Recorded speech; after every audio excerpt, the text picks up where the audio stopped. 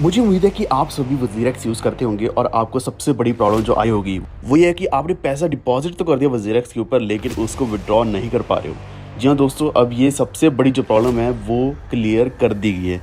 वज़ीरक्स सबसे अच्छा एक्सचेंज हमेशा ही रहा है, यानी कि जब जब भी प्रॉब्लम्स आई हैं उनको सॉल्व भी किया गया है। ऐसे हम रेगुलर बेसिस पर देखते हैं कि कई सारे एक्सचेंजेस जो है हमारे ऊपर कई सारी रेस्ट्रिक्शंस लगा रही हैं। फॉर एग्जांपल ज़ेपेक आपको बताया था कि वहाँ पे आपको 3 तरह की केवाईसी चाहिए।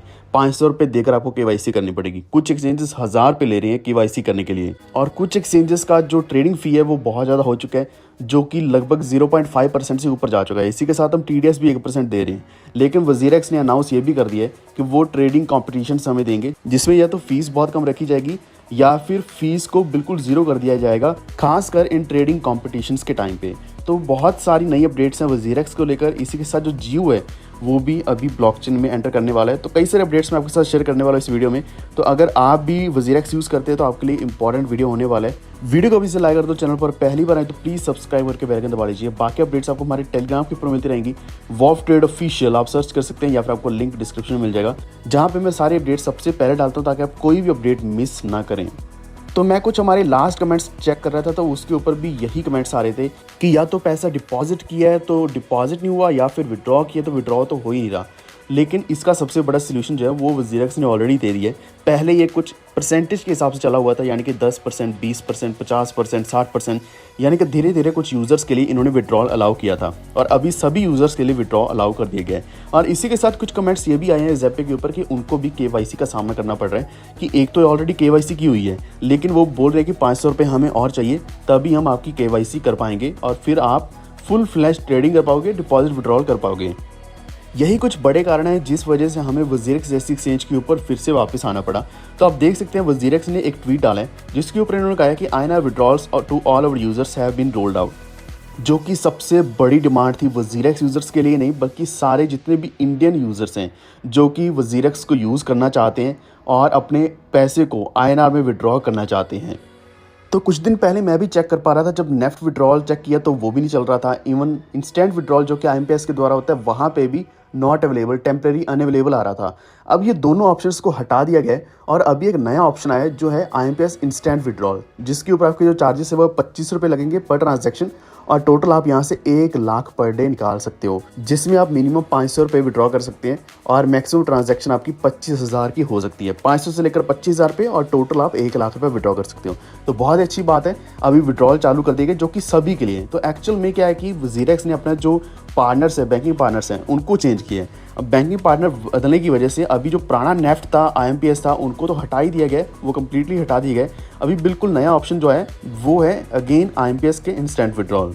तो बहुत बड़ा स्टेप उठाया वज़ीरक्स ने हम सभी को सपोर्ट करने के लिए, क्योंकि जनरली जब हम बाकी एक्सचेंजेस यूज़ करते हैं वहाँ पे या तो P2P यूज़ करना पड़ता है जैसे कि बाइनेंस के ऊपर, लेकिन P2P में कई सारी प्रॉब्लम्स आती हैं, जैसे कि हमारे बैंक अकाउंट सीज कर दिए जाते हैं, फ्रीज़ कर दिए जाते हैं, हमारा उसमें पूरा पैसा फंस जाता है अगर हम उनके ऊपर P2P करते हैं, खासकर बाइनेंस के ऊपर, जो हमारे सामने कई सारे पहले भी केस आए हैं।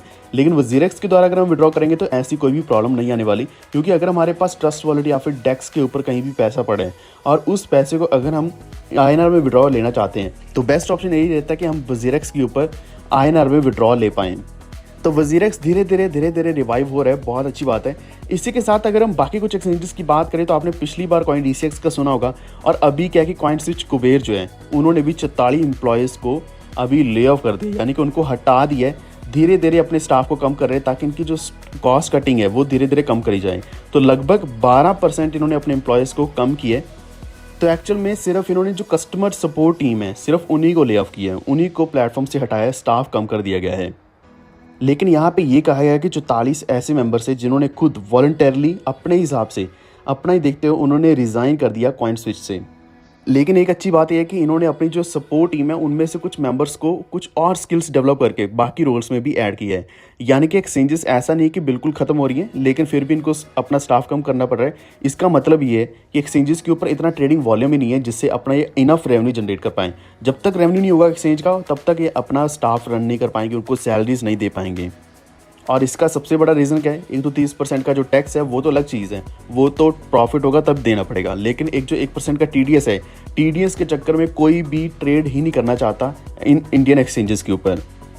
तो ये तो कहानी बताई थी कॉइन स्विच कुबेर ने, लेकिन सच्चाई क्या है कि यहाँ पे जो एक्चुअल ले ऑफ किया गया है वो बिना किसी नोटिफिकेशन के दिया गया है। यहाँ पे किसी ने बताया कि my access was suddenly taken away without prior notice, यानी कि सडनली इन्होंने अपना जो एम्प्लॉयज़ हैं उनको हटा दिया, पूरा एक्सेस ही ख़त्म कर दिया। यानी कि कॉइनस्विच ने खुद भी इनको ज़बरदस्ती बोला है कि वो इनके एक्सचेंज को, इनकी कंपनी को छोड़कर चले जाएं, लेकिन फिर अगर नहीं कोई माना तो धीरे धीरे इन्होंने ज़बरदस्ती इनको हटाना शुरू कर दिया। तो आप देख सकते हैं कुछ ऐसे हालात चल रहे हैं इंडियन एक्सचेंजेस के, क्योंकि वहाँ पे पैसा ही जनरेट नहीं हो पा रहा और जो इंडियन ट्रेडर्स हैं उनके पास भी पैसा नहीं आ रहा है। इसके अलावा एक बड़ी कंपनी का नाम सामने आया है, सबसे बड़ी कंपनी इंडिया की, वो है जियो। मुकेश अंबानी की जो कंपनी जियो फर्म है, तो वो भी अभी सोच रहे हैं कि वो ब्लॉकचेन टेक्नोलॉजी को और CBDC को दोनों को एक्सप्लोर करने वाले हैं, और वो भी फुल स्केल पे इन्होंने बताया है। तो ये सबसे बड़ी अनाउंसमेंट खुद मुकेश अंबानी जी ने खुद करी है। तो आपको लास्ट टाइम भी मैंने एक चीज़ बताई थी कि अंबानी रिलायंस जो कंपनी है ये नई फाइनेंशियल सर्विसेज में ऑलरेडी हिस्सा ले रहे हैं। पिछले महीने आपको बताया था कि जियो फाइनेंशियल सर्विसेज ये ब्लैक रॉक के साथ ऑलरेडी पार्टनर करके काम करना शुरू कर चुके हैं, और अभी इन्होंने ऑलरेडी एक नई अनाउंसमेंट कर दी CBDC की और ब्लॉकचेन की। तो आई होप कि आपने लास्ट में अनाउंसमेंट भी सुना होगा, तब हमें सिर्फ एक एंटिसिपेशन थी, यानी कि एक सिर्फ सोच थी कि शायद जियो जो है वो फाइनली ब्लॉकचेन के ऊपर काम करेगा, लेकिन अब इन्होंने क्लियरली बोल दिया कि सच में करने वाले हैं इसके ऊपर, और CBDC को भी सपोर्ट करेंगे। क्योंकि इसी के साथ साथ अगर हम क्रिप्टो की बात करें, AI की बात करें, तो इसको लेकर कुछ नई रेगुलेशंस आने वाली हैं, जो कि हमारे इंडिया के प्राइम मिनिस्टर नरेंद्र मोदी जी के द्वारा बताई गई है कि G20 का समिट जो होने वाला है न्यू दिल्ली में, तो इसी को लेकर, इस टॉपिक को लेकर कई सारी डिस्कशंस होने वाली हैं, जैसे कि नई technologies, crypto currencies, blockchain, artificial intelligence. और अगर आपको नहीं पता तो पिछले ही दिन, 1-2 दिन पहले ही, जो मुकेश अंबानी है उनको चैलेंज किया गया था कि ChatGPT जैसा या फिर कोई भी AI इंडियन कंपनी या फिर जियो या फिर रिलायंस नहीं बना पाएगी। तो उन्होंने चैलेंज एक्सेप्ट किया और उन्होंने कहा कि हम ऐसा बनाकर दिखाएंगे। तो अभी जो मोदी जी हैं उनका कहना यह है कि सिर्फ क्रिप्टो ही नहीं बल्कि जितनी भी नई टेक्नोलॉजीज़ हैं उनको लेकर नई रेगुलेशंस और फ्रेमवर्क चाहिए, और वो भी ग्लोबल चाहिए, यानी कि बिल्कुल सेम होने चाहिए सारी कंट्रीज़ के लिए। हालांकि हम जानते हैं कि जो हमारी इंडियन गवर्नमेंट है वो स्ट्रिक्ट पॉलिसीज लेकर आने वाली है, जो कि ऑलरेडी इतनी ज़्यादा स्ट्रिक्ट है कि हमारा इंडिया का ट्रेडिंग वॉल्यूम बहुत ज़्यादा कम हो चुका है, जिस कारण हम बाइनेंस जैसी एक्सचेंजेस के ऊपर धीरे धीरे मूव हो चुके हैं। लेकिन अभी फिर से हमें एंटी क्रिप्टो ही देखने को मिलेगा, यानी कि एंटी क्रिप्टो पॉलिसीज ही हमें देखने को मिल सकती हैं। चाहे ये CBDC की बात करें, ई-रूपी की बात करें, तो कोई भी मैं पॉजिटिव अपडेट एक्सपेक्ट नहीं कर रहा G20 से।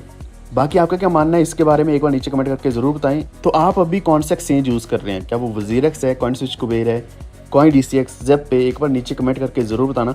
मैं नेक्स्ट वीडियो में उस एक्सचेंज के बारे में और इन्फॉर्मेशन दूंगा, जैसे कि ज़ेप-पे को लेकर मुझे बोला जा रहा है, कई सारे कमेंट्स आए कि इसको लेकर और भी वीडियोस आने चाहिए, कुछ और अपडेट्स आनी चाहिए, जो मैं नेक्स्ट वीडियो में कवर करूँगा। अगर आपको ये वीडियो अच्छा लगे please like and share this video, और इसी के साथ हमारे चैनल को सब्सक्राइब करके बेल आइकन दबा लीजिए, ताकि आप तक आने वाली वीडियोस की नोटिफिकेशंस हमेशा पहुँच रहे। ये वीडियो देखने के लिए धन्यवाद।